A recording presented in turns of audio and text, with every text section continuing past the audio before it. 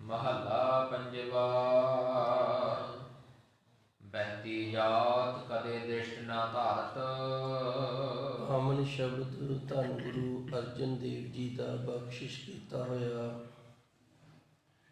ਗੁਰੂ ਗ੍ਰੰਥ ਸਾਹਿਬ ਜੀ ਦੇ 743 ਅੰਕ ਤੇ ਸੁਭਾਈਮਾਨ ਸੋਹੀ ਰਾਗਨੀ ਦੇ ਅੰਦਰ ਉਚਾਰਨ ਕੀਤਾ।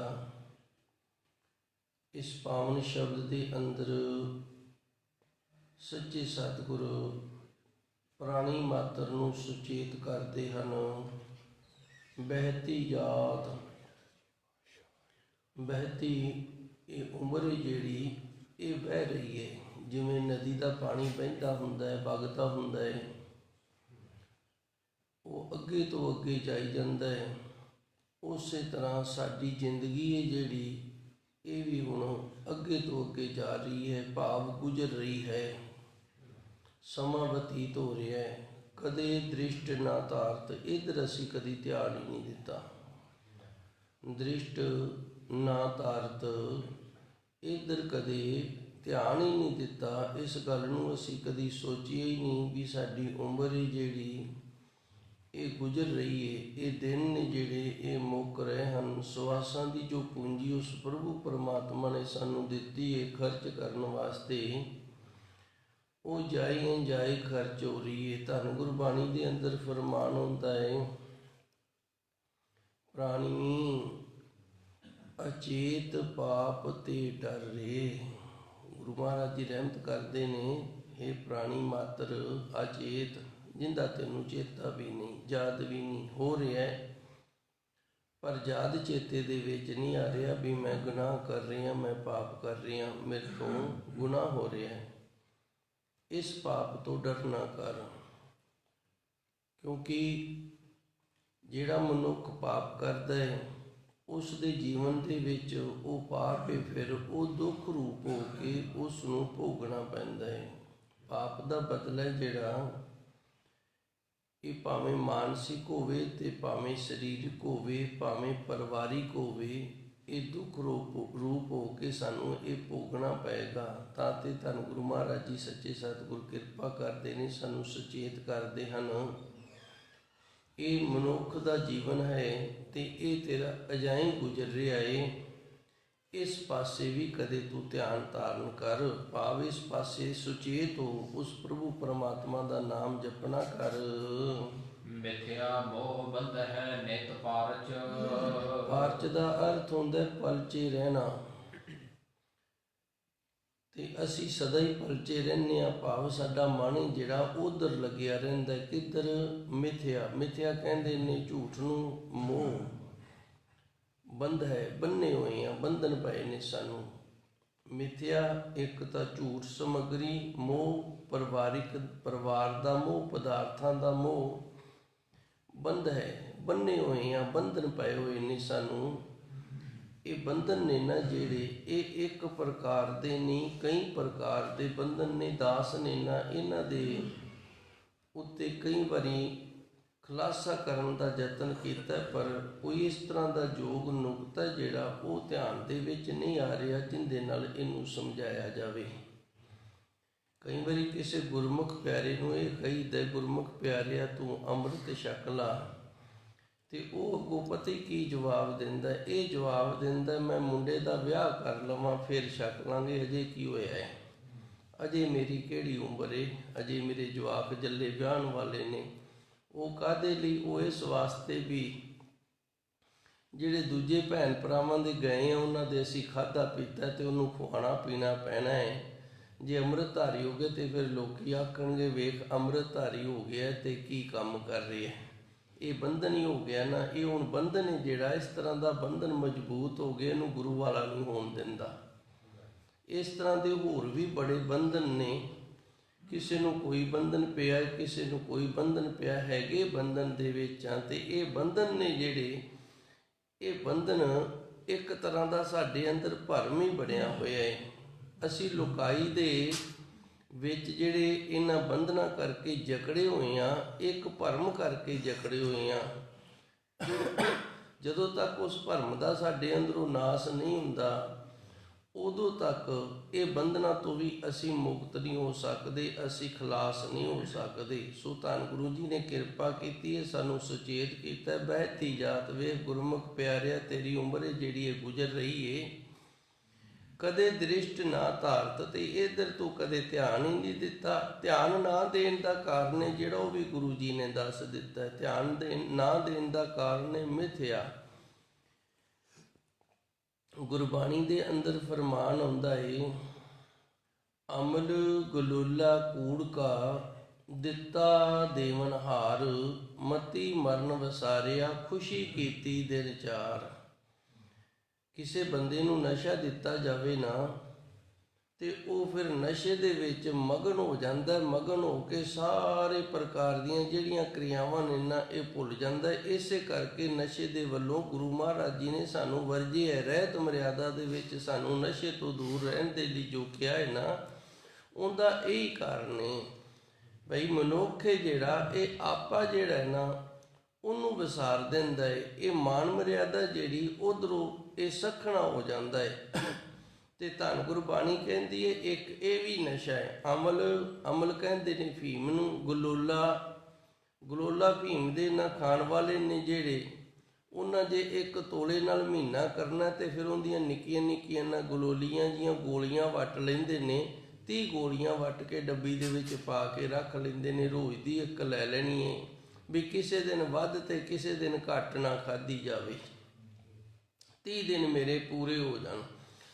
ਅਮਲ ਗਲੋਲਾ ਕੂੜ ਕਾ, ਤੇ ਸਾਨੂੰ ਜਿਹੜਾ ਮਾਇਆ ਹੈ ਉਹਨੇ ਇੱਕ ਨਾ ਨਸ਼ਾ ਦਿੱਤਾ ਹੋਇਆ ਹੈ ਤੇ ਗੋਲੀਆਂ ਵੱਟ ਕੇ ਦਿੱਤੀਆਂ ਹੋਈਆਂ ਨੇ। ਤੇ ਉਹ ਕੀ ਹੈ, ਉਹ ਝੂਠ ਦੀਆਂ ਨੇ।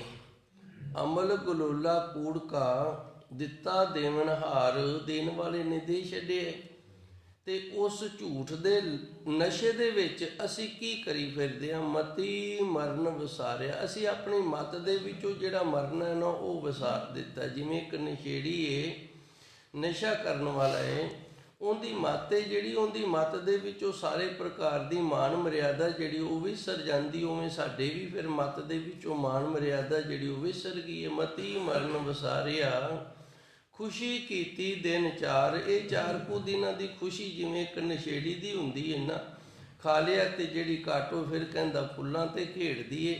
ਪਰ ਪਤਾ ਨਹੀਂ ਵੀ ਇਹ ਜਿਹੜਾ ਹੈ ਨਾ ਇਹ ਮੇਰੇ ਨਾਲ ਇੱਕ ਬੜਾ ਵੱਡਾ ਧੋਖਾ ਹੋ ਰਿਹਾ ਹੈ, ਮੇਰੇ ਤੋਂ ਇੱਕ ਬੜਾ ਵੱਡਾ ਗੁਨਾਹ ਹੋ ਰਿਹਾ ਹੈ। ਇਸ ਗੱਲ ਦੇ ਵੱਲ ਇੱਧਰ ਸੁਚੇਤ ਨਹੀਂ। ਤਾਂ ਤੇ ਗੁਰੂ ਮਹਾਰਾਜ ਜੀ ਸੱਚੇ ਸਤਿਗੁਰ ਗੁਰੂ ਨਾਨਕ ਦੇਵ ਜੀ ਦਾ ਪਾਵਨ ਸ਼ਬਦ ਤੇ ਸ੍ਰੀ ਰਾਗ ਦੀ ਬਾਣੀ ਦੇ ਵਿੱਚ।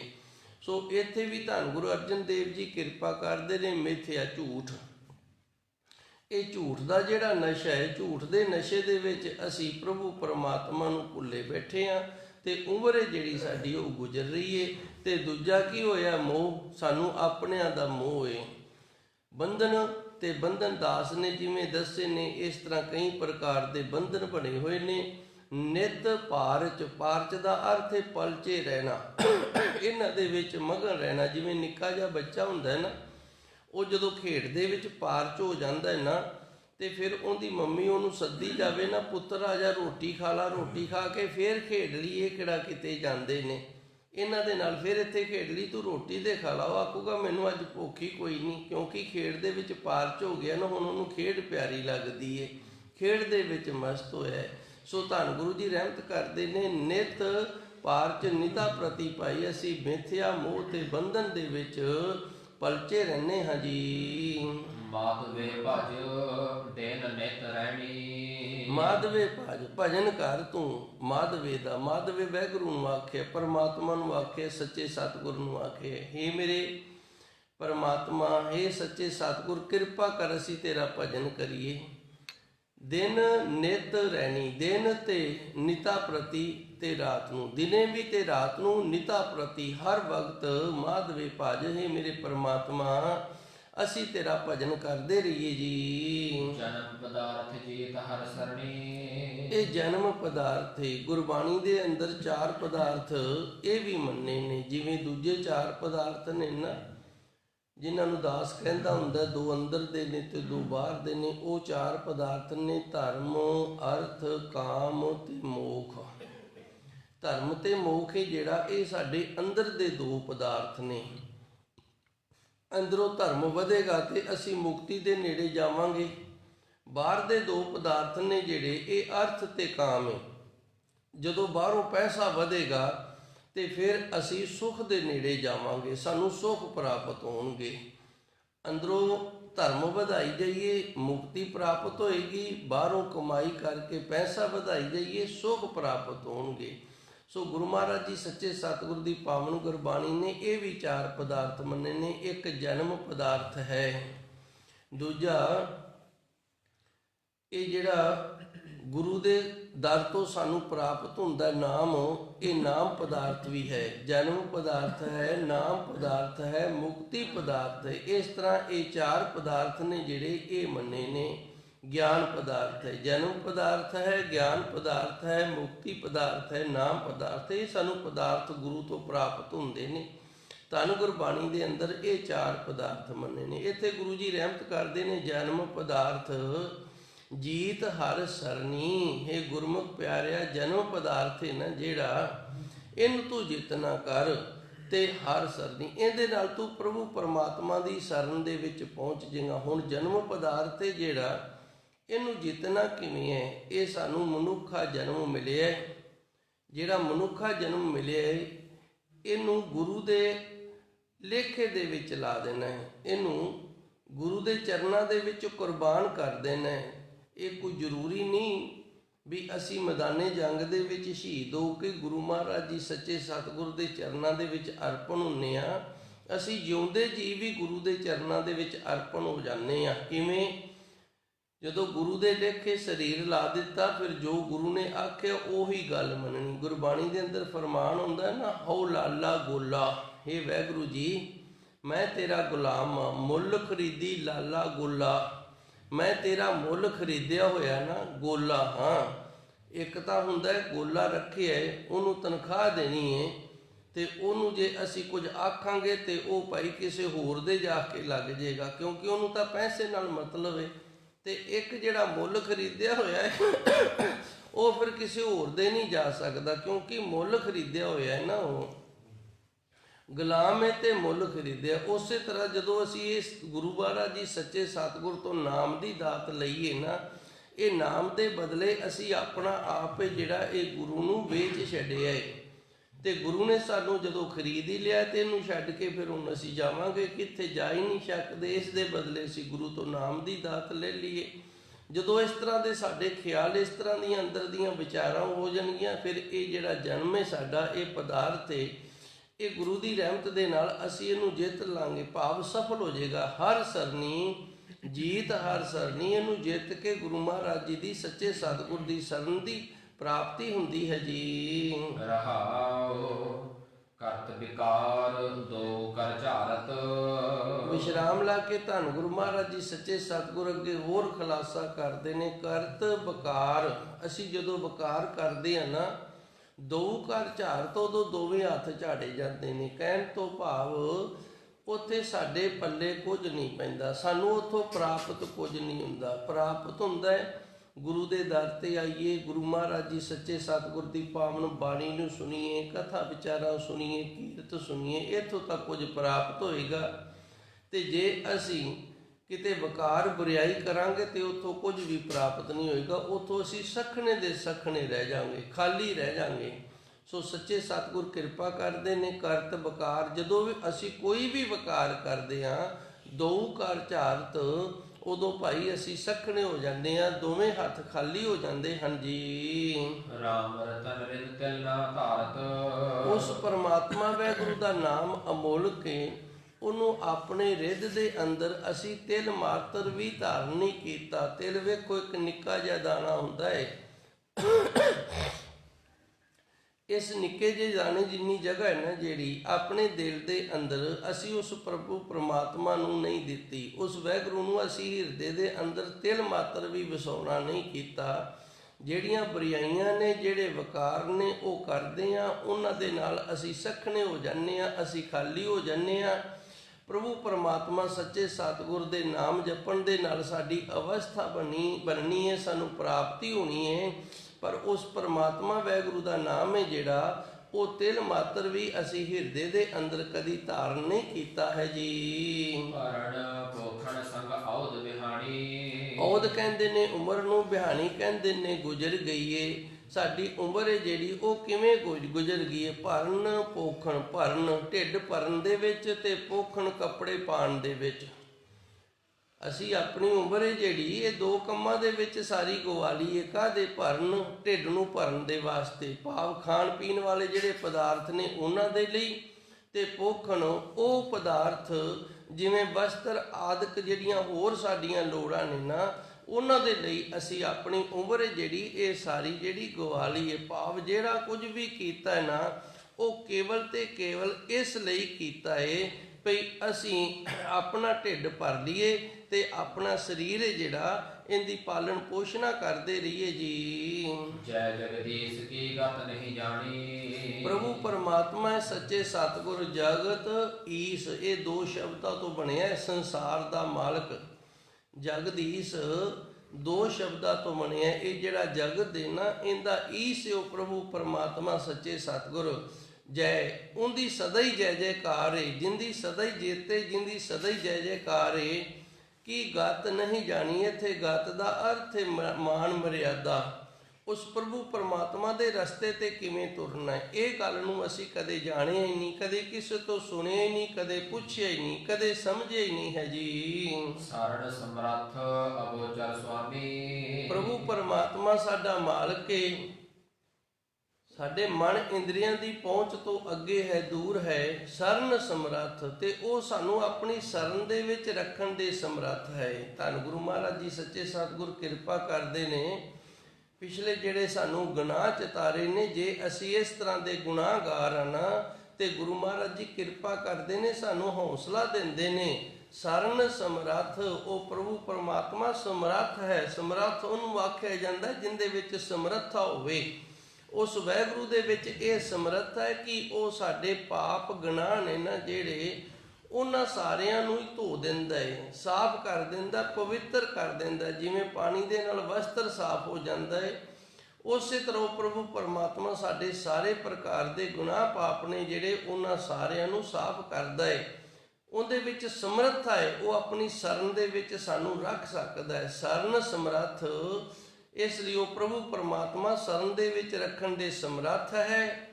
ਅਗੋਚਰ, ਸਾਡੇ ਮਨ ਤੇ ਇੰਦਰੀਆਂ ਤੋਂ ਅੱਗੇ ਹੈ। ਨਾ ਮਨ ਕਰਕੇ ਨਾ ਇੰਦਰੀਆਂ ਕਰਕੇ ਉਹਦਾ ਅੰਤ ਪਾਇਆ ਜਾ ਸਕਦਾ। ਸੁਆਮੀ ਤੇ ਸਾਰਿਆਂ ਦਾ ਉਹ ਮਾਲਕ ਹੈ ਜੀ। ਉਦਰ ਨਾਨਕ ਪ੍ਰਭ ਅੰਤਰ ਜਾਮੀ। ਤੇ ਧੰਨ ਗੁਰੂ ਨਾਨਕ ਦੇਵ ਜੀ ਸੱਚੇ ਸਤਿਗੁਰ ਪੰਜਵੇਂ ਸਰੂਪ ਦੇ ਵਿੱਚ ਆਣ ਕੇ ਸਾਨੂੰ ਗਿਆਨ ਦੇ ਰਹੇ। ਉਦਰ ਤੇਰਾ ਉਧਾਰ ਹੋ ਜਾਵੇਗਾ। ਕਿਵੇਂ ਹੋਏਗਾ? ਪ੍ਰਭ ਅੰਤਰਜਾਮੀ, ਸਾਡਾ ਪ੍ਰਭੂ ਇਹ ਮਾਲਕ ਹੈ ਸਾਡਾ, ਤੇ ਸਾਡੇ ਅੰਦਰ ਦੀਆਂ ਜਾਣਨ ਵਾਲਾ ਹੈ। ਉਸ ਦੇ ਨਾਮ ਨੂੰ ਜਪਣਾ ਕਰੀਏ, ਉਸ ਦੇ ਸਿਮਰਨ ਨੂੰ ਕਰਨਾ ਕਰੀਏ, ਇਸ ਦੇ ਨਾਲ ਸਾਡਾ ਭਲਾ ਹੋ ਜਾਂਦਾ ਹੈ, ਉਧਾਰ ਹੋ ਜਾਂਦਾ ਹੈ ਜੀ। ਸੋਹੀ ਮਹੱਲਾ ਪੰਜਵਾ। ਸਾਧ ਸੰਗ ਤਰੈ ਭੈ ਸਾਗਰ। ਪਾਵਨ ਸ਼ਬਦ ਧੰਨ ਗੁਰੂ ਅਰਜਨ ਦੇਵ ਜੀ ਮਹਾਰਾਜ ਜੀ ਦਾ ਬਖਸ਼ਿਸ਼ ਕੀਤਾ ਹੋਇਆ 744 ਅੰਗ ਤੇ ਸੁਭਾਇਮਾਨ ਹੈ। ਇਸ ਪਾਵਨ ਸ਼ਬਦ ਦੇ ਅੰਦਰ ਸੱਚੇ ਸਤਿਗੁਰੂ ਸਤ ਸੰਗਤ ਦੀ ਵਡਿਆਈ ਕਰਦੇ ਨੇ। ਸਾਧ ਸੰਗ ਤਰੇ ਭੈ ਸਾਗਰ, ਇਹ ਗੁਰਬਾਣੀ ਦੇ ਅੰਦਰ ਨਾ 3-4 ਪ੍ਰਕਾਰ ਦੇ ਸ਼ਬਦ ਆਉਂਦੇ ਨੇ। ਸੰਤ ਸੰਗ, ਸਤ ਸੰਗਤ, ਸਾਧ ਸੰਗ, ਸਾਧ ਸੰਗਤ, ਕੱਲਾ ਸੰਗਤ ਵੀ ਸ਼ਬਦ ਆਉਂਦਾ ਹੈ। ਧੰਨ ਗੁਰੂ ਜੀ ਰਹਿਮਤ ਕਰਦੇ ਨੇ। ਸਾਧ ਸੰਗ ਤਰੇ ਭੈ ਸਾਗਰ, ਇਹ ਸੰਸਾਰ ਹੈ ਜਿਹੜਾ, ਇਹ ਇਸ ਤਰ੍ਹਾਂ ਦਾ ਸਾਗਰ ਹੈ ਜਿੰਦੇ ਵਿੱਚ ਚਾਰੇ ਪਾਸੇ ਭੈ ਹੀ ਭੈ ਹੈ, ਚਾਰੇ ਪਾਸੇ ਡਾਰੀ ਡਾਰੇ।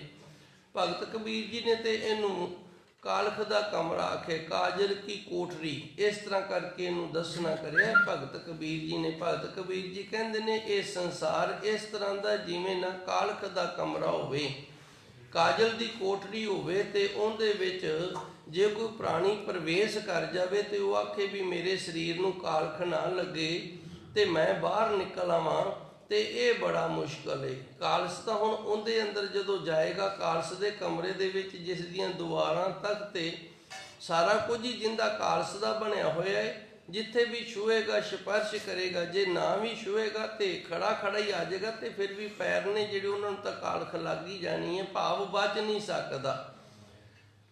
ਇਸ ਤਰ੍ਹਾਂ ਕਰਕੇ ਇਹ ਭੈਦਾਇਕ ਹੈ, ਇਹ ਸੰਸਾਰ ਹੈ ਜਿਹੜਾ ਇਤਨਾ ਡਰਾਉਣਾ ਹੈ, ਇਹਦੇ ਅੰਦਰ ਇਹ ਵਕਾਰ ਨੇ, ਬੁਰਾਈਆਂ ਨੇ, ਇਹ ਇਸ ਤਰ੍ਹਾਂ ਨੇ ਜਿਵੇਂ ਚਾਨਣ ਕਰਨਾ ਹੋਵੇ ਤੇ ਸਾਨੂੰ ਯਤਨ ਕਰਨਾ ਪੈਂਦਾ ਹੈ, ਤੇ ਹਨੇਰਾ ਕਰਨ ਦੇ ਲਈ ਕੁਝ ਵੀ ਨਹੀਂ ਕਰਨਾ ਪੈਂਦਾ, ਆਪੇ ਹਨੇਰਾ ਆ ਜਾਂਦਾ। ਉਸੇ ਤਰ੍ਹਾਂ ਜੇ ਅਸੀਂ ਸੱਚੇ ਮਾਰਗ ਤੇ ਤੁਰਨਾ ਹੋਵੇ, ਸੱਚ ਦੇ ਧਾਰਨੀ ਹੋਣਾ ਹੋਵੇ ਤੇ ਸਾਨੂੰ ਯਤਨ ਕਰਨਾ ਪੈਂਦਾ ਹੈ, ਤੇ ਬੁਰਾਈ ਦੇ ਲਈ ਕੁਝ ਵੀ ਨਹੀਂ ਕਰਨਾ ਪੈਂਦਾ, ਕੁਝ ਸਿੱਖਣਾ ਵੀ ਨਹੀਂ ਪੈਂਦਾ, ਆਪਣੇ ਆਪ ਹੀ ਸਾਰਾ ਕੁਝ ਆਈ ਜਾਂਦਾ। ਇਸ ਤਰ੍ਹਾਂ ਇਹ ਸੰਸਾਰ ਹੈ ਜਿਹੜਾ ਭੈ ਸਾਗਰ ਹੈ। ਸਾਧ ਸੰਗਤ ਰੇ, ਇਹਨੂੰ ਤਰਿਆ ਕਿਵੇਂ ਜਾਏਗਾ? ਸਾਧੂ ਦੀ ਸੰਗਤ ਦੇ ਨਾਲ।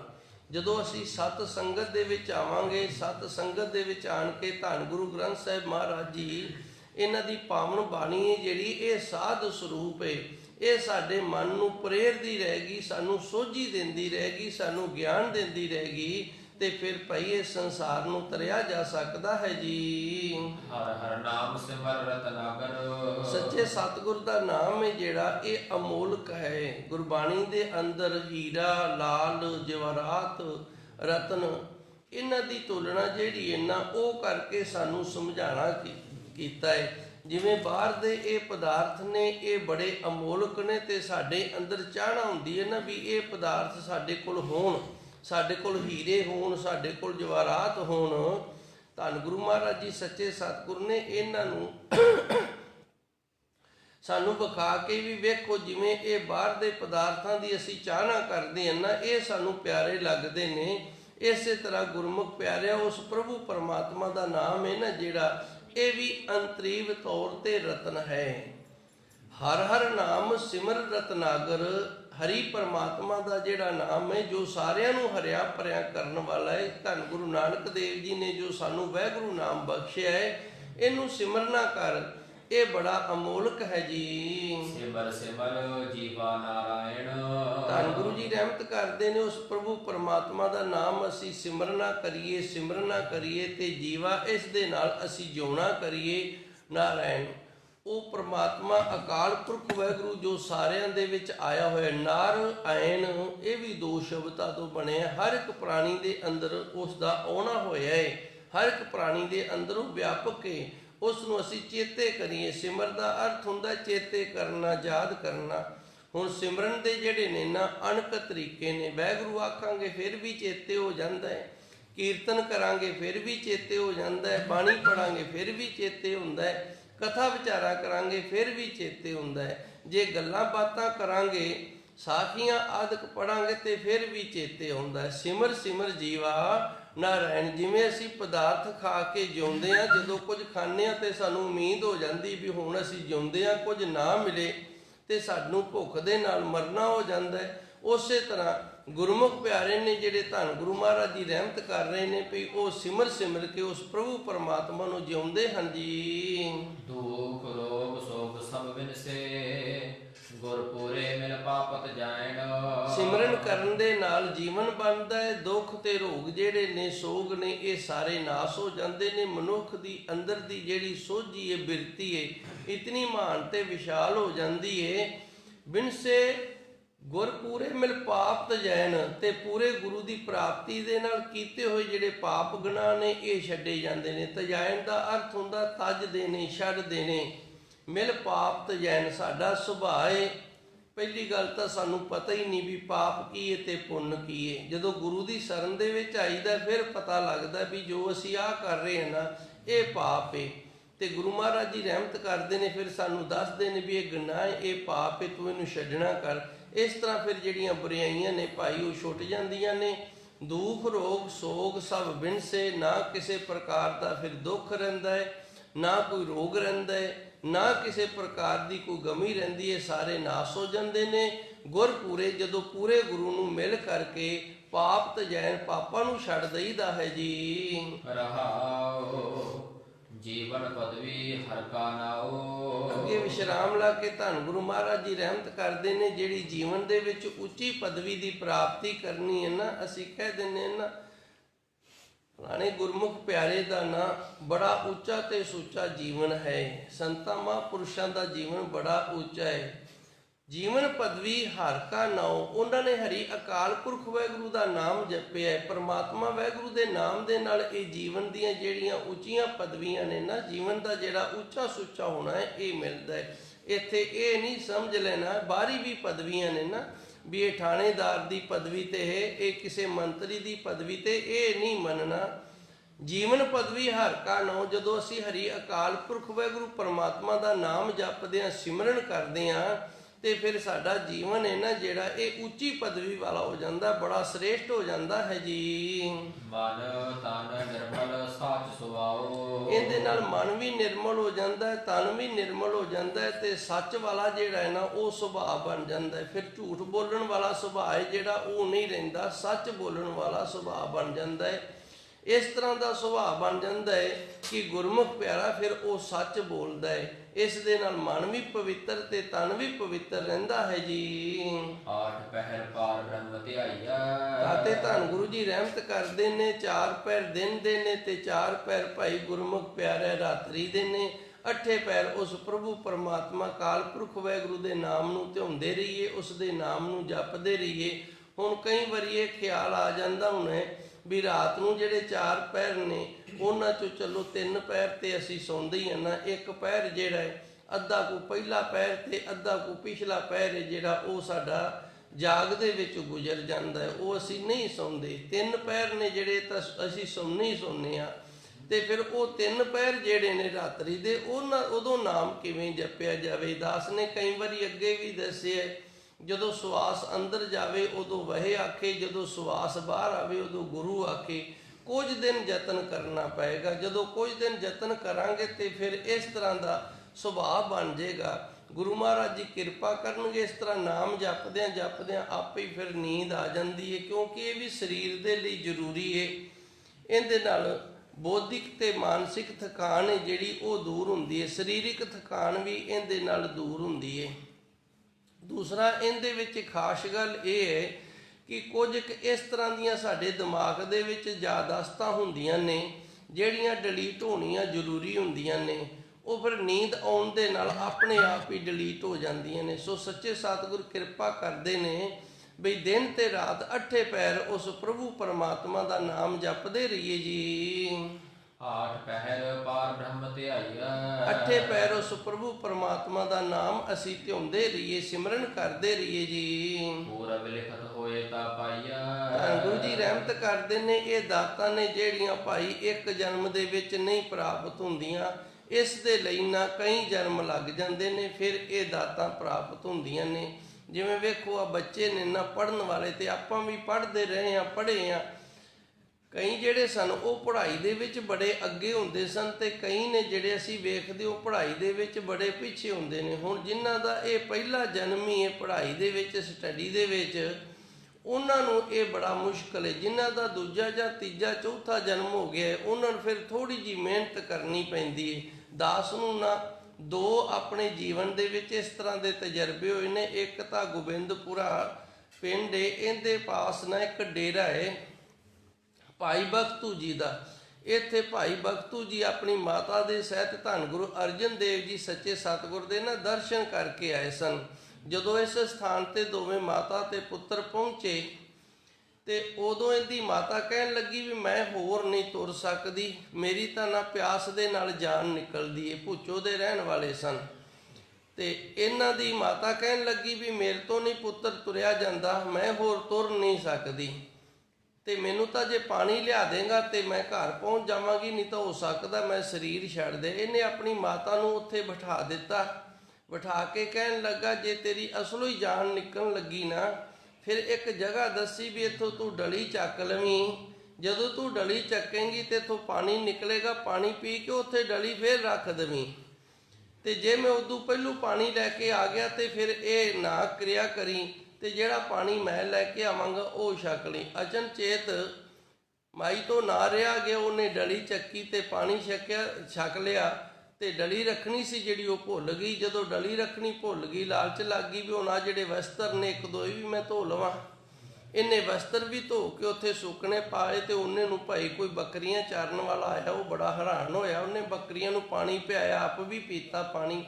ਬੜਾ ਹੈਰਾਨ ਹੋਇਆ ਵੀ ਇਹ ਭਾਈ ਇੱਥੇ ਪਹਿਲੂ ਤਾਂ ਪਾਣੀ ਹੈ ਨਹੀਂ ਸੀ, ਇਹ ਛਪੜੀ ਤਾਂ ਸੁੱਕੀ ਪਈ ਸੀ ਤੇ ਹੁਣ ਇੱਥੇ ਪਾਣੀ ਕਿੱਥੋਂ ਹੋਇਆ। ਮਾਈ ਨੇ ਦੱਸ ਦਿੱਤਾ ਵੀ ਮੇਰਾ ਪੁੱਤਰ ਸੀ, ਉਹਨੇ ਆਖਿਆ ਇੱਥੋਂ ਡਲੀ ਚੱਕ ਲਈ, ਮੈਂ ਡਲੀ ਚੱਕ ਲਈ ਤੇ ਜਾਲੀ ਜਲ ਹੋ ਗਿਆ। ਉਹਨੇ ਨੂੰ ਭਾਈ ਭਗਤੂ ਜੀ ਆ ਗਏ, ਉਹਨੇ ਆਖਿਆ ਮਾਤਾ ਤੂੰ ਗੁਨਾਹ ਕੀਤਾ ਹੈ, ਤੂੰ ਮੈਨੂੰ ਪ੍ਰਗਟ ਕਰ ਦਿੱਤਾ ਹੈ। ਰਹੋ ਵਿਚਾਰ, ਉੱਥੇ ਕੋਈ ਗੁਰਮੁਖ ਪਿਆਰਾ ਸੀ, ਉਹਨੂੰ ਸਰੀਰ ਛੱਡ ਗਿਆ। ਉਹਦਾ ਪਾਠ ਬੜਾ, ਬਾਣੀ ਬੜੀ ਸ਼ੁੱਧ ਸੀ। ਜਦੋਂ ਕੋਈ ਗੁਰਮੁਖ ਪਿਆਰਾ ਬਾਣੀ ਪੜ੍ਹਦਾ ਹੋਵੇ, ਸ਼ੁੱਧ ਬਾਣੀ ਪੜ੍ਹਦਾ ਹੋਵੇ ਤੇ ਫਿਰ ਪੁੱਛਣ ਨੂੰ ਜੀ ਕਰ ਜਾਂਦਾ ਵੀ ਤੇਰਾ ਉਸਤਾਦ ਕੌਣ ਹੈ, ਤੂੰ ਕਿਹਦੇ ਤੋਂ ਸੰਥਿਆ ਕਰਾਈਏ। ਮੈਨੂੰ ਪੁੱਛਿਆ ਬਾਬਾ ਜੀ ਤੁਹਾਡਾ ਪਾਠ ਬੜਾ ਸ਼ੁੱਧ ਹੈ, ਤੁਸੀਂ ਬਾਣੀ ਕਿਹਦੇ ਤੋਂ ਸ਼ੁੱਧ ਕਰਵਾਈਏ, ਸੰਥਿਆ ਕਿਹਦੇ ਤੋਂ ਲਈਏ।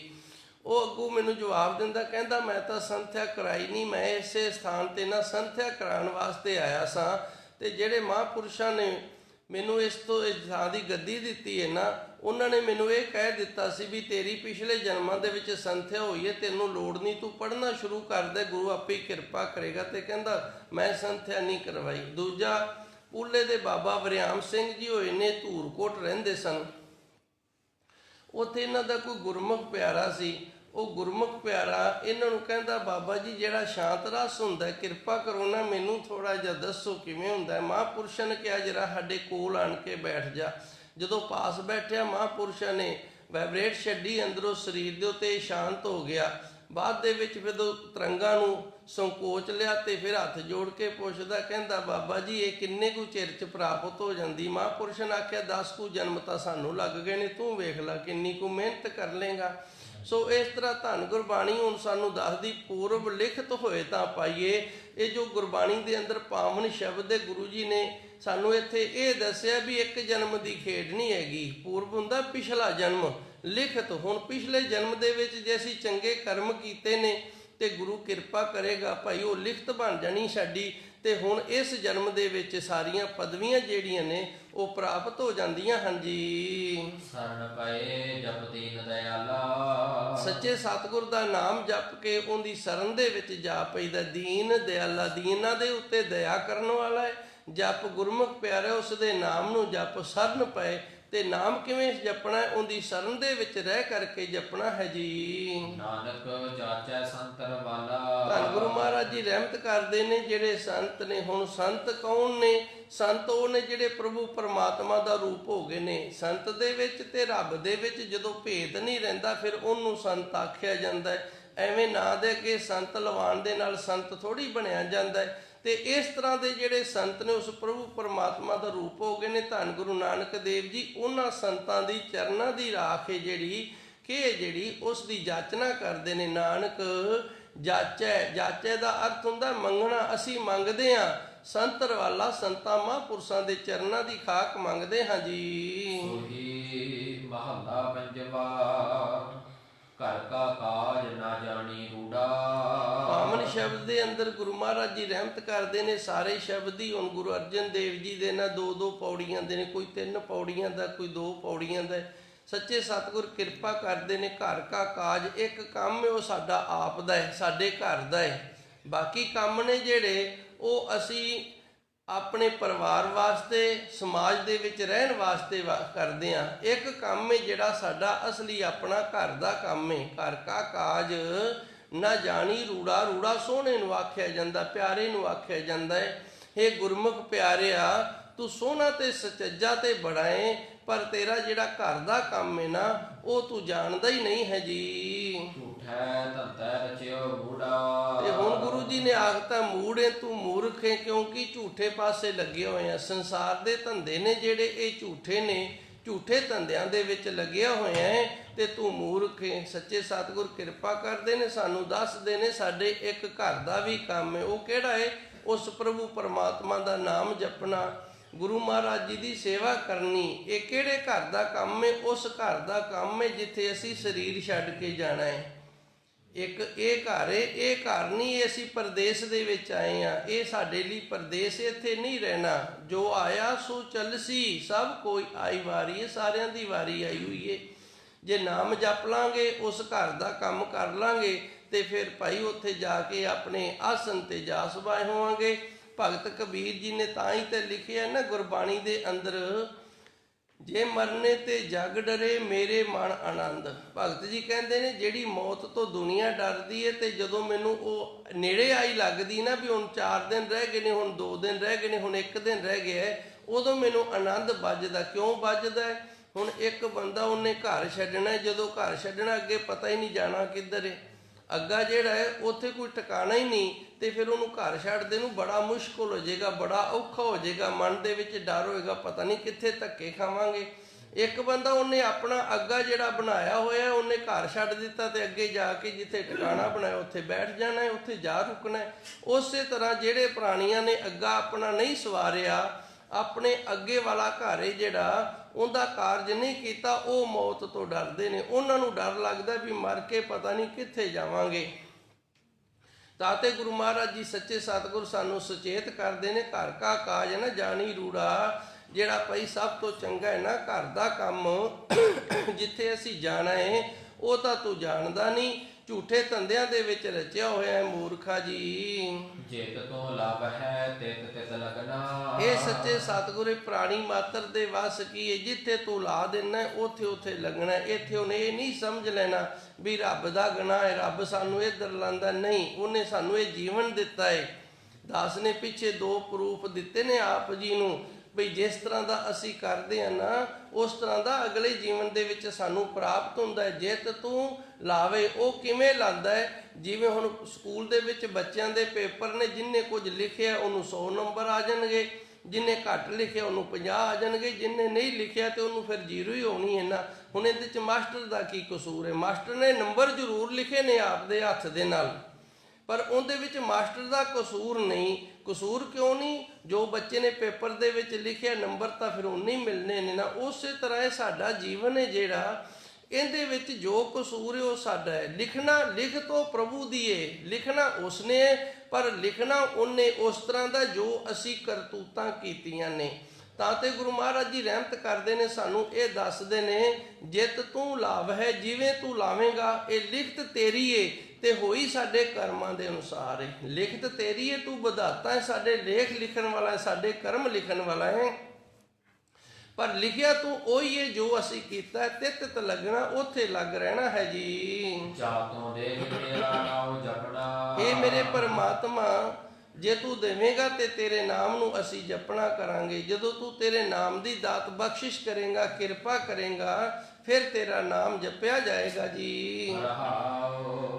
ਹਰ ਕੇ ਦਾਸ ਹਰ ਸੇਤੀ ਰਾਤੇ। ਧੰਨ ਗੁਰੂ ਜੀ ਰਹਿਮਤ ਕਰਦੇ ਨੇ, ਜਿਹੜੇ ਉਸ ਪ੍ਰਭੂ ਪਰਮਾਤਮਾ ਦੇ ਦਾਸ ਨੇ ਨਾ, ਉਹ ਪ੍ਰਭੂ ਪਰਮਾਤਮਾ ਦੇ ਵਿੱਚ ਪ੍ਰੇਮ ਬਣਾ ਕੇ ਰੱਖਦੇ ਨੇ, ਪ੍ਰੀਤ ਦੇ ਨਾਲ ਰਹਿੰਦੇ ਨੇ। ਜਾਂ ਤੂੰ ਦੇਹ ਤੇਰਾ ਨਾਮ ਜਪਣਾ। ਹੁਣ ਲੈਣਾ ਕਿਵੇਂ ਹੈ? ਕਿਸੇ ਨਾਮ ਜਪਣ ਵਾਲੇ ਨੂੰ ਜੇ ਅਸੀਂ ਉਹਦੀ ਸੇਵਾ ਕਰਾਂਗੇ, ਜਾਂ ਨਾਮ ਜਪਣ ਵਾਲੇ ਦੇ ਕਿਸੇ ਦੇ ਕੋਈ ਪੁੰਨ ਦਾਨ ਕਰਾਂਗੇ, ਤੇ ਫੇਰ ਹੀ ਉਹਦੇ ਤੋਂ ਸਾਨੂੰ ਨਾਮ ਪ੍ਰਾਪਤ ਹੋਏਗਾ ਨਾ। ਤਾਂ ਤੇ ਭਗਤ ਕਬੀਰ ਜੀ ਨੇ ਨਾ ਆਪਣੇ ਕਬੀਰ ਸਾਗਰ ਗ੍ਰੰਥ ਦੇ ਅੰਦਰ ਨਿਰਣਾ ਕੀਤਾ, ਦੇਣੇ ਕੋ ਅੰਨਦਾਨ ਹੈ, ਲੈਣੇ ਕੋ ਸਤਨਾਮ। ਭਗਤ ਜੀ ਉੱਥੇ ਕਹਿੰਦੇ ਨੇ, ਜਿਹੜਾ ਕੋਈ ਨਾਮ ਜਪਣ ਵਾਲਾ, ਸਿਮਰਨ ਕਰਨ ਵਾਲਾ ਹੋਵੇ ਨਾ, ਦੇਣੇ ਕੋ ਅੰਨਦਾਨ, ਅਸੀਂ ਉਹਨੂੰ ਅੰਨ ਦਾ ਦਾਨ ਕਰੀਏ, ਤੇ ਅੰਨ ਦਾ ਦਾਨ ਕਰਕੇ ਉਸ ਦੇ ਬਦਲੇ ਉਹਦੇ ਤੋਂ ਕੀ ਲੈਣਾ ਹੈ? ਲੈਣੇ ਕੋ ਸਤਨਾਮ। ਉਹਦੇ ਅੱਗੇ ਅਸੀਂ ਇਹ ਬੇਨਤੀ ਕਰੀਏ ਵੀ ਤੂੰ ਸਾਡੀ ਵਾਹਿਗੁਰੂ ਅੱਗੇ ਅਰਦਾਸ ਕਰ, ਸਾਨੂੰ ਉਸ ਪਰਮਾਤਮਾ ਦਾ ਜਿਹੜਾ ਸੱਚਾ ਨਾਮ ਹੈ ਨਾ ਉਹ ਚੇਤੇ ਆਵੇ। ਜੇ ਤਾਂ ਭਾਈ ਅਸੀਂ ਇਸ ਤਰ੍ਹਾਂ ਕੀਤਾ ਹੈ, ਜਾਂ ਤੂੰ ਦੇਹ ਤੇਰਾ ਨਾਮ ਜਪਣਾ, ਤੇ ਫਿਰ ਭਾਈ ਸਾਡੀ ਲਿਖਤ ਬਣ ਗਈ ਏ, ਅਸੀਂ ਨਾਮ ਜਪਣ ਵਾਲੇ ਦੀ ਸੇਵਾ ਕਰਕੇ, ਉਹਨੂੰ ਦਾਨ ਕਰਕੇ ਉਸ ਤੋਂ ਨਾਮ ਦੀ ਪ੍ਰਾਪਤੀ ਕਰਵਾ ਲਈਏ। ਜੇ ਨਹੀਂ ਤੇ ਫਿਰ ਇਹ ਲਿਖਤ ਨਹੀਂ ਬਣੇਗੀ। ਜਾਂ ਤੂੰ ਦੇਹ ਤੇਰਾ ਨਾਮ ਜਪਣਾ, ਜੋ ਵਾਹਿਗੁਰੂ ਤੋਂ ਅਸੀਂ ਲਿਖਵਾ ਲਿਆ ਤੇ ਫਿਰ ਉਹਦਾ ਨਾਮ ਸਾਨੂੰ ਪ੍ਰਾਪਤ ਹੁੰਦਾ, ਫਿਰ ਜਪਣਾ। ਅੱਗੇ ਵਿਸ਼ਰਾਮ ਲਾ ਕੇ ਗੁਰੂ ਜੀ ਰਹਿਮਤ ਕਰਦੇ ਨੇ, ਹਰ ਕੇ ਦਾਸ ਜਿਨ੍ਹਾਂ ਨੇ ਨਾਮ ਜਪਿਆ, ਜੋ ਹਰੀ ਦੇ ਦਾਸ ਨੇ, ਹਰ ਸੇਤੀ ਰਾਤੇ ਉਹ ਪ੍ਰਭੂ ਪਰਮਾਤਮਾ ਦੇ ਵਿੱਚ ਮਸਤ ਰਹਿੰਦੇ ਹਨ ਜੀ। ਰਾਮ ਰਸਾਇਣ ਹਰ ਦਿਨ ਮਾਤੇ। ਉਹ ਪ੍ਰਭੂ ਪਰਮਾਤਮਾ ਦੇ ਰਸ ਦੇ ਵਿੱਚ, ਰਸਾਇਣ ਦਾ ਅਰਥ ਹੁੰਦਾ ਰਸ ਪੈਦਾ ਕਰਨ ਵਾਲਾ। ਰਾਮ ਜੋ ਸਾਰਿਆਂ ਦੇ ਵਿੱਚ ਰਮਿਆ ਹੋਇਆ ਤੇ ਜੋ ਸਾਡੀ ਰਸਨਾ ਤੇ ਰਸ ਪੈਦਾ ਕਰਦਾ ਹੈ, ਅਣਦਿਨ ਮਾਤੇ ਉਸ ਪ੍ਰਭੂ ਪਰਮਾਤਮਾ ਦੇ ਰਮੇ ਹੋਏ ਨਾਮ ਦਾ ਰਸ ਸਾਡੀ ਰਸਨਾ ਦੇ ਵਿੱਚ ਜੋ ਰਸਾਇਣ ਕਰਦਾ ਹੈ, ਪੈਦਾ ਕਰਦਾ ਹੈ, ਦਿਨ ਤੇ ਰਾਤ ਮਸਤ ਰਹਿੰਦੇ ਹਨ ਜੀ। ਬਾਹ ਪਕੜ ਪ੍ਰਭ ਆਪੇ ਕਾਢੇ। ਉਹ ਵਾਹਿਗੁਰੂ ਕਿਰਪਾ ਕਰਦਾ ਹੈ, ਫਿਰ ਆਪ ਹੀ ਬਾਹ ਫੜ ਕੇ ਨਾ ਬਾਹਰ ਕੱਢ ਲੈਂਦਾ ਹੈ, ਸੰਸਾਰ ਸਾਗਰ ਤੋਂ ਤਾਰ ਲੈਂਦਾ ਹੈ ਜੀ। ਜਨਮ ਜਨਮ ਕੇ ਟੂਟੇ ਗਾਢੇ। ਤੇ ਜਨਮਾਂ ਜਨਮਾਂਤਰਾਂ ਦੇ ਜੋ ਉਸ ਪ੍ਰਭੂ ਪਰਮਾਤਮਾ ਦੇ ਨਾਲੋਂ ਅਸੀਂ ਟੁੱਟੇ ਹੋਏ ਹਾਂ, ਇਹ ਵਾਹਿਗੁਰੂ ਆਪ ਕਿਰਪਾ ਕਰਦਾ, ਫਿਰ ਆਪ ਗੰਢਣਾ ਕਰਦਾ ਹੈ। ਧੰਨ ਗੁਰੂ ਜੀ ਨੇ ਰਹਿਮਤ ਕੀਤੀ ਹੈ, ਬਾਹਾਂ ਪਕੜ ਪ੍ਰਭ ਆਪੇ ਕਾਢੇ। ਸੱਚੇ ਸਤਿਗੁਰ ਰਹਿਮਤ ਕਰਦੇ ਨੇ, ਕਿਰਪਾ ਕਰਦੇ ਨੇ। ਜਦੋਂ ਸਾਡਾ ਇਰਾਦਾ ਹੋਵੇ ਨਾ, ਮਨ ਹੋਵੇ ਵੀ ਅਸੀਂ ਪ੍ਰਭੂ ਪਰਮਾਤਮਾ ਦਾ ਨਾਮ ਜਪਣਾ ਹੈ, ਇਸ ਪਾਸੇ ਤੁਰਨਾ ਹੈ, ਤੇ ਫਿਰ ਉਹ ਆਪ ਕਿਰਪਾ ਕਰਦਾ ਸਾਡੇ ਅੰਦਰ ਦੀ ਇਸ ਭਾਵਨਾ ਨੂੰ ਲੈ ਕੇ ਸਾਨੂੰ ਇਸ ਸੰਸਾਰ ਦੇ ਵਿਕਾਰਾਂ ਬੁਰਾਈਆਂ ਦੇ ਵਿੱਚੋਂ ਕੱਢ ਲੈਂਦਾ ਹੈ। ਜਨਮ ਜਨਮ ਕੇ ਟੂਟੇ ਗਾਢੇ। ਤੇ ਜਿਹੜੇ ਅਸੀਂ ਜਨਮਾਂ ਜਨਮਾਂਤਰਾਂ ਤੋਂ ਗੁਰੂ ਦੇ ਨਾਲੋਂ ਟੁੱਟੇ ਹੋਏ ਹਾਂ, ਗੁਰੂ ਆਪ ਕਿਰਪਾ ਕਰਦਾ, ਫਿਰ ਗੰਢ ਲੈਂਦਾ ਹੈ ਜੀ। ਉਦਰ ਸੁਆਮੀ ਪ੍ਰਭ ਕਿਰਪਾ ਧਾਰੇ। ਇਹ ਵਾਹਿਗੁਰੂ ਤੂੰ ਕਿਰਪਾ ਕਰ, ਤੇਰੀ ਰਹਿਮਤ ਕਿਰਪਾ ਦੇ ਨਾਲ ਸਾਡਾ ਨਾ ਉਧਾਰ ਹੋਣਾ ਹੈ। ਉਦਰ ਦਾ ਅਰਥ ਹੁੰਦਾ ਉਧਾਰ ਹੋ ਜਾਣਾ, ਭਲਾ ਹੋ ਜਾਣਾ। ਸੁਆਮੀ ਉਹ ਮਾਲਕ ਸੱਚੇ ਸਤਿਗੁਰ ਜੀ, ਪ੍ਰਭਤਾ ਦੇ ਮਾਲਕ ਹੈ, ਤੂੰ ਕਿਰਪਾ ਧਾਰੇ। ਤੇਰੀ ਕਿਰਪਾ ਦੇ ਨਾਲ ਸਾਡਾ ਭਲਾ ਹੁੰਦਾ ਹੈ ਜੀ। ਨਾਨਕ ਦਾਸ ਹਰ ਸਰਣ ਦੁਆਰੇ। ਧੰਨ ਗੁਰੂ ਜੀ ਰਹਿਮਤ ਕਰਦੇ ਨੇ, ਅਸੀਂ ਤੇਰੇ ਦਾਸ ਹਾਂ ਤੇ ਤੇਰੀ ਸ਼ਰਨ ਦੇ ਵਿੱਚ ਹਾਂ, ਤੇਰੇ ਦਰ ਤੇ। ਆ ਵੇਖੋ ਸਾਰੇ ਦੁਆਰੇ ਤੇ ਆਏ ਹੋਏ ਨਾ, ਗੁਰ ਦੁਆਰਾ। ਗੁਰ ਇਹ ਗੁਰੂ ਦਾ, ਦੁਆਰਾ ਗੁਰੂ ਦਾ ਦਰ ਹੈ। ਸ਼ਰਨ ਦੁਆਰੇ ਤੇ ਗੁਰੂ ਦੇ ਦਰ ਤੇ ਜਦੋਂ ਆ ਜੀਦਾ, ਗੁਰੂ ਦੀ ਸ਼ਰਨ ਵਿੱਚ ਆ ਜੀਦਾ ਹੈ ਜੀ। ਸੋਹੀ ਮਹੱਲਾ ਪੰਜਵਾ। ਸੰਤ ਪ੍ਰਸਾਦ ਨਿਹਚਲ ਘਰ ਪਾਇਆ। ਪਾਵਨ ਸ਼ਬਦ ਦੇ ਅੰਦਰ ਧੰਨ ਗੁਰੂ ਅਰਜਨ ਦੇਵ ਜੀ ਕਿਰਪਾ ਕਰਦੇ ਨੇ। ਜਦੋਂ ਸੰਤ ਪ੍ਰਸਾਦ ਗੁਰੂ ਦੀ ਕਿਰਪਾ ਹੁੰਦੀ ਹੈ, ਨਿਹਚਲ ਘਰ ਪਾਇਆ। ਉਹ ਘਰ ਜਿਹੜਾ ਨਿਹਚਲ ਹੈ, ਜਿੱਥੋਂ ਜੰਮਣਾ ਮਰਨਾ ਜਿਹੜਾ ਨਾ, ਇਹ ਦੁਬਾਰਾ ਨਹੀਂ ਹੁੰਦਾ। ਉਸ ਪਦਵੀ ਦੀ ਜਿਹੜੀ ਪ੍ਰਾਪਤੀ ਹੈ ਸੰਤ ਪ੍ਰਸਾਦ, ਉਹ ਸੰਤਾਂ ਮਹਾਂਪੁਰਸ਼ਾਂ ਦੀ ਕਿਰਪਾ ਦੇ ਨਾਲ ਹੁੰਦੀ। ਸੰਤ ਸਰੂਪ ਗੁਰਬਾਣੀ ਹੈ। ਜਦੋਂ ਅਸੀਂ ਗੁਰਬਾਣੀ ਦੇ ਲੜ ਲੱਗ ਜੰਨੇ ਆ, ਜਾਂ ਉਹ ਗੁਰਮੁਖ ਪਿਆਰੇ ਸਾਧੂ ਸੰਤ ਜਿਨ੍ਹਾਂ ਨੇ ਨਾਮ ਜਪ ਕੇ ਸਿਮਰਨ ਸੇਵਾ ਕਰਕੇ ਉਸ ਪ੍ਰਭੂ ਪਰਮਾਤਮਾ ਦਾ ਦਰਜਾ ਪ੍ਰਾਪਤ ਕਰ ਲਿਆ, ਉਹਦੇ ਚਰਨਾਂ ਦੇ ਵਿੱਚ ਜਿਹੜੇ ਲੀਨ ਰਹਿੰਦੇ ਨੇ, ਉਹਨਾਂ ਦੀ ਕਿਰਪਾ ਹੁੰਦੀ ਹੈ। ਤੇ ਫਿਰ ਭਾਈ ਅਟਲ ਪਦਵੀ ਹੈ ਜਿਹੜੀ, ਨੇਚਲ ਘਰ ਹੈ ਜਿਹੜਾ, ਬੈਕੁੰਠ ਨਗਰ ਹੈ ਜਿਹੜਾ, ਉਸ ਦੀ ਪ੍ਰਾਪਤੀ ਹੁੰਦੀ ਹੈ ਜੀ। ਸਰਬ ਸੁਖ ਫਿਰ ਨਹੀਂ ਡੋਲਾਇਆ। ਸਾਰੇ ਸੁੱਖ ਉੱਥੇ ਪ੍ਰਾਪਤ ਹੋ ਜਾਂਦੇ ਨੇ, ਤੇ ਮਨ ਫਿਰ ਕਦੇ ਵੀ ਡਾਵਾਂ ਡੋਲ ਨਹੀਂ ਹੁੰਦਾ। ਮਨ ਕਦੇ ਨਹੀਂ ਡੋਲਦਾ, ਫਿਰ ਨਹੀਂ ਡੁਲਾਇਆ। ਉਹ ਗੁਰਮੁਖ ਪਿਆਰਾ ਕਦੇ ਡਾਵਾਂ ਡੋਲ ਨਹੀਂ ਹੁੰਦਾ ਹੈ ਜੀ। ਗੁਰੂ ਧਿਆਏ ਹਰ ਚਰਨ ਮਨ ਚੀਨੇ। ਧੰਨ ਗੁਰੂ ਜੀ ਰਹਿਮਤ ਕਰਦੇ ਨੇ, ਗੁਰੂ ਨੂੰ ਧਿਆਉਣਾ ਕਰੀਏ ਤੇ ਹਰੀ ਪਰਮਾਤਮਾ ਦੇ ਚਰਨ ਨੇ ਜਿਹੜੇ, ਉਹਨਾਂ ਨੂੰ ਮਨ ਦੇ ਵਿੱਚ ਧਾਰਨਾ ਕਰੀਏ, ਮਨ ਦੇ ਵਿੱਚ ਪਰੋ ਕੇ ਰੱਖਣਾ ਕਰੀਏ ਜੀ। ਤਾਤੇ ਕਰਤਾ ਅਸਥਿਰ ਚੀਨੇ ਕੀਨੇ। ਫਿਰ ਵਾਹਿਗੁਰੂ ਕਿਰਪਾ ਕਰਦਾ, ਸਾਨੂੰ ਟਿਕਾਣਾ ਮਿਲਦਾ ਹੈ। ਇਸ ਤੋਂ ਬਿਨਾਂ ਟਿਕਾਣਾ ਨਹੀਂ ਮਿਲਦਾ। ਜਦੋਂ ਕੋਈ ਸਰੀਰ ਛੱਡ ਜਾਂਦਾ ਤੇ ਅਸੀਂ ਕਹਿ ਦਿੰਦੇ ਹਾਂ ਪੂਰਾ ਹੋ ਗਿਆ। ਪੂਰਾ ਨਹੀਂ ਹੋਇਆ, ਉਹ ਅਧੂਰਾ ਹੈ। ਜੇ ਪੂਰਾ ਹੋ ਗਿਆ ਤੇ ਫਿਰ ਉਹ ਪੂਰੇ ਦੇ ਵਿੱਚ ਜਾ ਸਮਾਏਗਾ। ਜੇ ਅਧੂਰਾ ਤੇ ਫਿਰ ਪੂਰੇ ਦੇ ਵਿੱਚ ਨਹੀਂ ਸਮਾਉਂਦਾ। ਗੁਰੂ ਧਿਆਏ, ਗੁਰੂ ਨੂੰ ਧਿਆਉਣਾ ਪਏਗਾ। ਹਰ ਚਰਨ ਮਨ ਚੀਨੇ, ਹਰੀ ਪਰਮਾਤਮਾ ਦੇ ਚਰਨ ਨੇ ਜਿਹੜੇ, ਉਹਨਾਂ ਨੂੰ ਮਨ ਦੇ ਵਿੱਚ ਵਸਾਉਣਾ ਪਏਗਾ। ਤਾਂ ਤੇ ਕਰਤੇ ਫਿਰ ਕਰਤਾ, ਅਕਾਲ ਪੁਰਖ ਵਾਹਿਗੁਰੂ ਕਰਨ ਵਾਲਾ ਹੈ। ਅਸਥਿਰ ਕੀਨੇ, ਉਹਨਾਂ ਨੂੰ ਉਹ ਪ੍ਰਭੂ ਪਰਮਾਤਮਾ ਨਾ ਟਿਕਾਣੇ ਤੇ ਜਾ ਕੇ ਲਾ ਦਿੰਦਾ। ਇੱਕ ਵਾਰੀ ਮੈਂ ਫਿਰ ਥੋੜੀ ਜਿਹੀ ਮਿਹਨਤ ਕਰਦੇ ਆ। ਗੁਰੂ ਧਿਆਏ ਜਿਨ੍ਹਾਂ ਨੇ ਗੁਰੂ ਨੂੰ ਧਿਆਉਣਾ ਕੀਤਾ। ਹੁਣ ਗੁਰੂ ਨੂੰ ਧਿਆਉਣਾ ਕੀ ਹੈ? ਗੁਰਬਾਣੀ ਪੜ੍ਹਨੀ ਹੈ, ਗੁਰਬਾਣੀ ਨੂੰ ਵਿਚਾਰਨਾ ਹੈ, ਗੁਰਬਾਣੀ ਤੋਂ ਗਿਆਨ ਦੀ ਦਾਤ ਲੈਣੀ ਹੈ। ਹਰ ਚਰਨ ਮਨ ਚੀਨੇ, ਤੇ ਪ੍ਰਭੂ ਪਰਮਾਤਮਾ ਜਿਹੜਾ, ਉਸ ਦੇ ਨਾਮ ਨੂੰ ਹਿਰਦੇ ਦੇ ਵਿੱਚ ਵਸਾ ਕੇ ਰੱਖਣਾ। ਤਾਂ ਤੇ ਕਰਤੇ ਫਿਰ ਕਰਤਾ ਪੁਰਖ, ਅਕਾਲ ਪੁਰਖ ਹੈ। ਇਹਨੇ ਅਸਥਿਰ ਕੀਨੇ, ਇਹ ਫਿਰ ਸਾਨੂੰ ਟਿਕਾਣੇ ਤੇ ਸਥਿਰ ਕਰ ਦਿੰਦਾ ਹੈ ਜੀ। ਰਹਾਉ ਗੁਣ ਗਾਵਤ ਅਚੁੱਤ ਅਬਨਾਸੀ। ਵਿਸ਼ਰਾਮ ਲਾ ਕੇ ਗੁਰੂ ਮਹਾਰਾਜ ਜੀ ਅੱਗੇ ਤਰੀਕਾ ਦੱਸਦੇ ਨੇ, ਗੁਣ ਗਾਉਣਾ ਕਰੀਏ ਉਸ ਪ੍ਰਭੂ ਪਰਮਾਤਮਾ ਦੇ ਜੀ। ਕਾਤੇ ਕਾਟੀ ਜਮ ਕੀ ਫਾਸੀ। ਫਿਰ ਉਹ ਵਾਹਿਗੁਰੂ ਕਿਰਪਾ ਕਰਦਾ, ਸਾਡੀ ਜੋ ਜਮਾਂ ਦੀ ਫਾਹੀ ਭਰੀ ਹੋਈ ਹੈ, ਜੰਮਣ ਮਰਨ ਦਾ ਜਿਹੜਾ ਗਲ ਦੇ ਵਿੱਚ ਰੱਸਾ ਪਿਆ ਹੋਇਆ, ਇਹ ਕੱਟਿਆ ਜਾਂਦਾ ਹੈ। ਕਦੀ ਅਸੀਂ ਇਸ ਪਾਸੇ ਆਈ ਨਹੀਂ, ਸੋਚਿਆ ਹੀ ਨਹੀਂ, ਇਹ ਵਿਚਾਰਾਂ ਹੀ ਨਹੀਂ ਕੀਤੀਆਂ। ਗੁਣ ਗਾਵਤ ਅਚੁੱਤ ਅਬਨਾਸੀ, ਪ੍ਰਭੂ ਪਰਮਾਤਮਾ ਸੱਚੇ ਸਤਿਗੁਰ ਦੇ ਗੁਣ ਗਾਇਨ ਕਰੀਏ। ਤਾਤੇ ਕਾਟੀ ਜਮ ਕੀ ਫਾਸੀ, ਇਸ ਦੇ ਨਾਲ ਫਿਰ ਜਿਹੜੀ ਜਮਾਂ ਦੀ ਫਾਹੀ ਹੈ ਨਾ, ਇਹ ਕੱਟੀ ਜਾਂਦੀ ਏ। ਅਸੀਂ ਗੁਣ ਵੀ ਗਾਉਂਦੇ ਆ, ਬਾਣੀ ਵੀ ਪੜ੍ਹਦੇ ਆ, ਕੀਰਤਨ ਵੀ ਕਰਦੇ ਆ, ਸਿਮਰਨ ਵੀ ਕਰਦੇ ਆ, ਸੇਵਾ ਵੀ ਕਰਦੇ ਆ, ਪੁੰਨ ਦਾਨ ਧਰਮ ਵੀ ਕਰਦੇ ਆ। ਪਰ ਕਰਦੇ ਕਾਹਦੇ ਵਾਸਤੇ ਆ? ਸਾਡੀਆਂ ਜਿਹੜੀਆਂ ਮੰਗਾਂ ਨੇ ਨਾ ਉਹ ਸੰਸਾਰੀ ਮੰਗਾਂ ਹੀ ਨੇ। ਕਿਤੇ ਅਸੀਂ ਪੁੱਤ ਮੰਗ ਲੈਂਦੇ ਆ, ਕਿਤੇ ਦੁੱਧ ਮੰਗ ਲੈਂਦੇ ਆ, ਕਦੇ ਵੀ ਗੁਰੂ ਤੋਂ ਨਾਮ ਦੀ ਦਾਤ ਹੈ ਜਿਹੜੀ ਇਹ ਨਹੀਂ ਮੰਗਣਾ ਕੀਤੀ। ਸੋ ਗੁਰੂ ਜੀ ਸਾਨੂੰ ਪ੍ਰੇਰਦੇ ਨੇ ਗੁਣ ਗਾਵਤ ਅਚੋਤ ਅਬਨਾਸੀ। ਵਾਹਿਗੁਰੂ ਪਰਮਾਤਮਾ ਦੇ ਜੇ ਗੁਣ ਗਾਈਏ, ਗੁਣ ਇਸ ਭਾਵਨਾ ਦੇ ਨਾਲ ਗਾਈਏ ਕਿ ਸੱਚੇ ਸਤਿਗੁਰ ਸਾਡੀ ਜਿਹੜੀ ਜਮਾਂ ਦੀ ਫਾਸੀ ਹੈ ਕੱਟਣੀ ਕਰੋ ਜੀ। ਕਰ ਕਿਰਪਾ ਲੀਨੇ ਲੜ ਲਾਏ। ਵਾਹਿਗੁਰੂ ਕਿਰਪਾ ਕਰ, ਆਪਣੇ ਲੜ ਦੇ ਨਾਲ ਸਾਨੂੰ ਲਾਣਾ ਕਰ ਕਿਰਪਾ। ਉਸ ਪ੍ਰਭੂ ਪਰਮਾਤਮਾ ਨੇ ਕਿਰਪਾ ਕੀਤੀ ਏ, ਲੀਨੇ ਲੜ ਲਾਏ, ਸਾਨੂੰ ਆਪਣੇ ਲੜ ਦੇ ਨਾਲ ਲਾ ਲਿਆ ਹੈ ਜੀ। ਸਦਾ ਆਨੰਦ ਨਾਨਕ ਗੁਣ ਗਾਏ। ਧੰਨ ਗੁਰੂ ਜੀ ਰਹਿਮਤ ਕਰਦੇ ਨੇ, ਸਦਾ ਆਨੰਦ ਬਣਿਆ ਰਹਿੰਦਾ ਉਸ ਪ੍ਰਭੂ ਪਰਮਾਤਮਾ ਦੇ ਗੁਣ ਗਾਣ ਦੇ ਨਾਲ। ਸੱਚੇ ਸਤਿਗੁਰ ਨੇ ਕਿਰਪਾ ਕੀਤੀ ਹੈ, ਕਰ ਕਿਰਪਾ ਆਪਣੇ ਲੜ ਲਾਏ, ਜੋ ਆਪਣੇ ਲੜ ਦੇ ਨਾਲ ਸਾਨੂੰ ਲਾ ਲਿਆ। ਆਪਣੇ ਚਰਨਾਂ ਦੇ ਵਿੱਚ ਸਾਨੂੰ ਸੱਚੇ ਸਤਿਗੁਰ ਨੇ ਥਾਂ ਦਿੱਤੀ ਹੈ ਬੈਠਣ ਨੂੰ, ਸਤ ਸੰਗਤ ਦਿੱਤੀ ਹੈ ਸਾਨੂੰ, ਆਪ ਜੀ ਦੇ ਦਰਸ਼ਨ ਬਖਸ਼ਿਸ਼ ਕੀਤੇ ਨੇ। ਸਦਾ ਆਨੰਦ ਨਾਨਕ ਗੁਣ ਗਾਏ, ਇੱਥੇ ਸਦਾ ਹੀ ਆਨੰਦ ਬਣਿਆ ਰਹਿੰਦਾ। ਉਸ ਪ੍ਰਭੂ ਪਰਮਾਤਮਾ ਦੇ ਗੁਣ ਗਾਇਨ ਕਰਦੇ ਆ। ਸੋ ਵੱਡ ਭਾਗੀਓ ਸਤ ਸੰਗੀਓ, ਗੁਰੂ ਜੀ ਦੀ ਰਹਿਮਤ ਕਿਰਪਾ ਦੇ ਨਾਲ। ਜਿਵੇਂ ਗੁਰਬਾਣੀ ਦੇ ਅੰਦਰ ਫਰਮਾਨ ਹੁੰਦਾ ਹੈ, ਝੱਖੜ ਝਾਂਗੀ ਮੀਂਹ ਵਰੇ। ਭਾਵੇਂ ਝੱਖੜ ਚੱਲਦਾ ਹੋਵੇ, ਭਾਵੇਂ ਹਨੇਰੀ ਚੱਲਦੀ ਹੋਵੇ, ਤੇ ਭਾਵੇਂ ਨਾ ਮੀਂਹ ਪੈਂਦਾ ਹੋਵੇ, ਗੁਰ ਸਿੱਖੇ ਜਿਹੜਾ ਗੁਰ ਦਰਸ਼ਨ, ਇਹ ਗੁਰੂ ਦੇ ਦਰਸ਼ਨਾਂ ਦੇ ਲਈ ਜ਼ਰੂਰ ਆਉਂਦਾ ਹੈ। ਸੋ ਸੱਚੇ ਸਤਿਗੁਰ ਕਿਰਪਾ ਕਰਦੇ ਨੇ, ਕਰ ਕਿਰਪਾ ਲੀਨੇ ਲੜ ਲਾਏ। ਗੁਰੂ ਨੇ ਕਿਰਪਾ ਕਰਕੇ ਸਾਡੇ ਸਾਰਿਆਂ ਤੇ, ਚਲੋ ਜਿਸ ਤਰ੍ਹਾਂ ਦੇ ਹੈਗੇ ਤੇ ਹੁਣ ਅਸੀਂ ਉਸ ਤਰ੍ਹਾਂ ਦੇ ਹੀ ਨਾ। ਸਦਾ ਆਨੰਦ ਨਾਨਕ ਗੁਣ ਗਾਏ। ਫਿਰ ਵੀ ਯਤਨ ਇੱਕ ਉਪਰਾਲਾ ਹੈ ਵੀ ਜੇ ਗੁਰੂ ਕਿਰਪਾ ਕਰ ਦੇਵੇ, ਕਿਤੇ ਸਾਡਾ ਸੁਧਾਰ ਹੋ ਜਾਵੇ, ਸਾਡਾ ਭਲਾ ਹੋ ਜਾਵੇ, ਸਾਡਾ ਮਨ ਵੀ ਜਿਹੜਾ ਕਿਤੇ ਬਦਲ ਜਾਵੇ। ਇਤਨੀ ਕੁ ਸੇਵਾ ਸੰਗਤ ਨੇ ਪ੍ਰਵਾਨ ਕਰਨੀ। ਦੇਹੋ ਸੱਜਣ ਆਸੀਸੜੀਆ, ਜੋ ਹੋਵੇ ਸਹਿਬ ਸਿਉ ਮੇਲ। ਗੁਣ ਗਾਵਤ ਅਚੁੱਤ